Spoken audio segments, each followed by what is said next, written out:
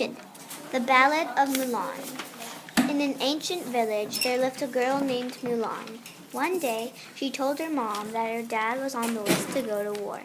She knew he was sick and frail, so she decided to take her father's place and go to war. At dawn, she set off with armor and a horse along with the other soldiers. They crossed the Yellow River and listened to the crying of the river. Mulan had to fight hundreds of battles and harsh nights. One after another, noble generals lost their lives. Mulan's victory and bravery made her a great general. In the end, Mulan won her respect and was escorted home. At home, her brother sharpened his knife to prepare a great feast. When she went to the feast, her comrades were all surprised to find out she was a woman. The end.